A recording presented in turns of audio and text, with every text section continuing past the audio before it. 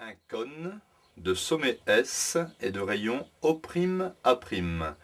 Et nous avons ici un petit cône de sommet S et de rayon OA. En fait, le petit cône est une réduction du grand cône. On nous donne le grand cône qui va avoir pour hauteur SO' et SO' fera 12 mètres. Et le rayon du grand cône O'A', ici, va mesurer 2 mètres. Donc je peux indiquer 2 mètres. Dans une première question, nous allons calculer le volume du grand cône, en sachant que le volume du grand cône, c'est l'aire de sa base fois la hauteur divisé par 3. Quelle est l'aire de la base? Déjà, quelle est la base? Eh bien ici, la base, vous voyez, c'est un cercle d'air pi fois rayon au carré, c'est-à-dire pi fois le rayon O'A' au carré, multiplié par la hauteur SO'. La hauteur SO' est d'ailleurs perpendiculaire au rayon O'A'. Divisé par 3. Ainsi, le volume du grand cône est égal à pi fois le rayon O'A', 2 au carré, fois 12 divisé par 3. Je vais simplifier un petit peu ce calcul. Pi fois 2 au carré, 4, fois 12, divisé par 3. Ainsi, le volume du grand cône sera égal 4 fois 12, 48, 48 pi divisé par 3. Et si je simplifie 48 divisé par 3, j'obtiens 16. Ainsi, le volume du grand cône exprimé en fonction de pi, c'est-à-dire que pi va rester dans le résultat, cela va me donner 16 pi, et l'unité, puisque la hauteur a été exprimée en mètres et que le rayon est en mètres, l'unité ce sont des mètres cubes. J'encadre le résultat.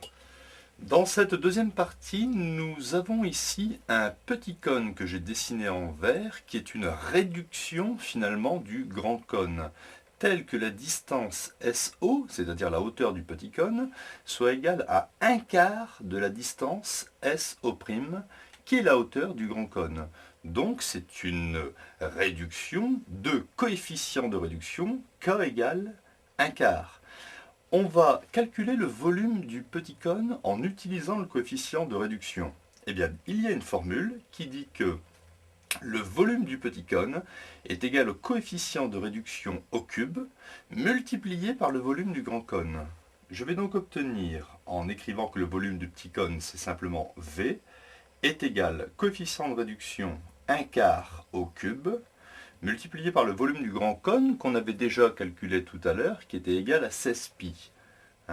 J'obtiens donc 1/4 au cube, cela fait 1 au cube sur 4 au cube, car le cube s'applique en haut et en bas, multiplié par 16 pi, est égal 1 au cube, cela fait 1. 1 fois 16 pi, j'obtiens donc 16 pi, divisé par 4 au cube, c'est 4 fois 4 fois 4. 4 fois 4, cela me donne 16, qui va s'éliminer avec le 16 au-dessus. Il me reste donc pi sur 4 en volume du petit cône. Et l'unité, ce sont des mètres cubes, parce que les distances ont été exprimées en mètres. Conclusion, le volume du petit cône sera donc égal à pi sur 4 mètres cubes en valeur exacte.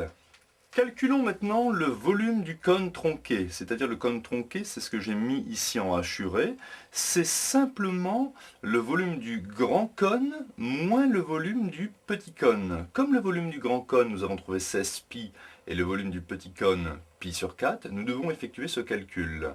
Ici, 16 pi, c'est 16 pi divisé par 1. Pour mettre au même dénominateur, je fais fois 4 en dessous. 4 fois 16, 64. 64 pi sur 4 moins pi sur 4. 64 pi moins pi, j'obtiens 63 pi sur 4. Donc voilà la valeur du volume du cône tronqué, c'est un grand cône où il manque un petit morceau, en valeur exacte.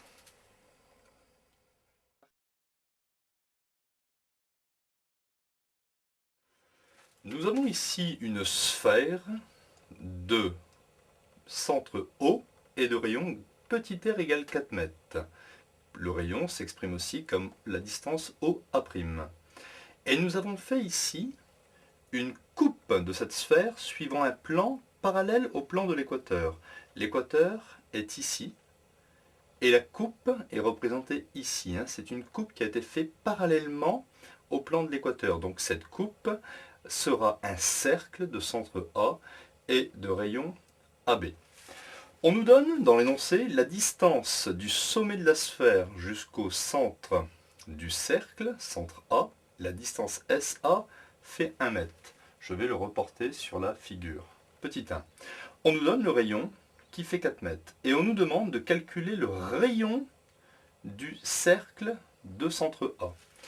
Eh bien, pour calculer ce rayon, je vais utiliser une figure de Pythagore que je dessine ici. Voilà.